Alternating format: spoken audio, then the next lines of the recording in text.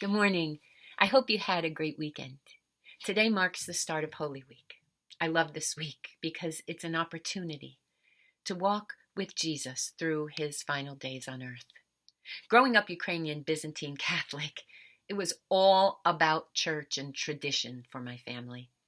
Every Wednesday, we would attend Stations of the Cross. Every Friday, confession, communion, and fasting. Good Friday began with a 3-hour service filled with hymns of sorrow and lament, in which a shroud would be carried around the block and then placed in front of an altar surrounded by incense and candles. We would fast on Friday, eating, no meat or dairy products. And from Friday to Sunday, men would take turns guarding the shroud as the church would remain open for people to come and pray, even through the night. On Saturday, we would keep the fast going, but only this time fasting from meat. In the afternoon, we'd bring baskets to the church for blessings. They would be filled with traditional Ukrainian food items, and each was beautifully decorated with hand-embroidered doilies and intricately painted pisanki, that's Easter eggs. Easter morning began with us attending a sunrise service in front of the church, where the shroud was removed from the altar and guns were fired to illustrate the rock being rolled away from the tomb, and the tomb found empty. Looking back, I'm amazed at the amount of time my family spent at church. Funny thing is, as a kid, it was all I knew, and I loved it. But as I grew up, I often questioned why my sisters and I didn't have Easter egg hunts, and why the Easter Bunny didn't pay a visit to our house with baskets full of treats and gifts. The answer I got was always the same. Easter isn't about you. But the truth is, Easter is about me. It's all about me and you. At least that's what Jesus would say. He lived in our challenging, abusive, hurt-filled world for me. He taught and loved and healed for me. He died a brutal death at the hands of hateful people for me. And he defeated death and lives on for me. Romans 5:8 says, "But God demonstrates his love for us in this, that while we were still sinners, Christ died for us." He did it for you and me. And this week helps us understand why, because it's a week rich with lessons and examples, a million feelings and emotions, and life-clarifying vision. It's a week filled with excitement and expectation as Jesus enters Jerusalem to throngs of admirers, cheering him on as the Messiah they've been longing for.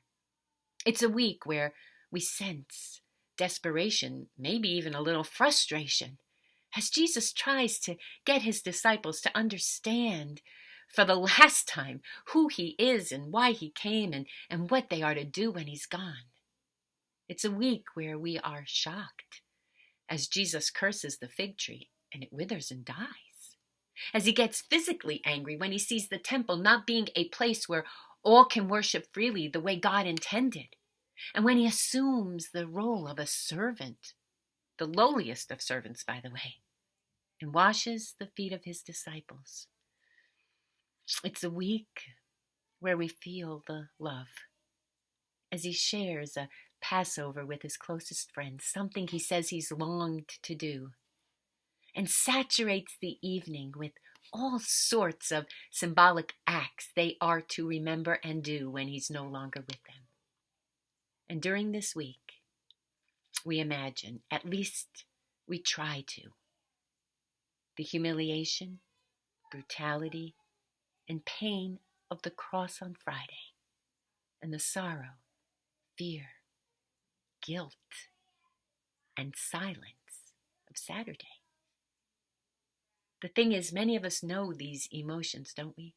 We know what it's like to feel afraid, to be worried, heartbroken, to not understand what's happening. In fact, this coronavirus has altered all our lives and taken millions of them too.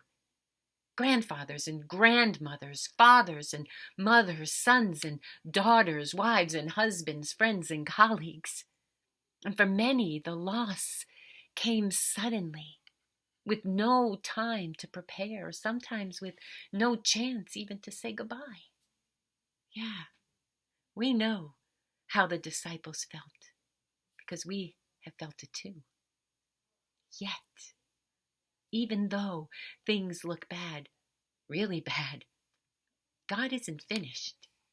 See, little do the disciples, or anyone for that matter, know that although Friday looks grim and Saturday's no better, Sunday will blow their minds, because on Sunday they will find an empty tomb, and they will finally begin to understand all the things Jesus had told them and showed them, and their lives would be forever changed.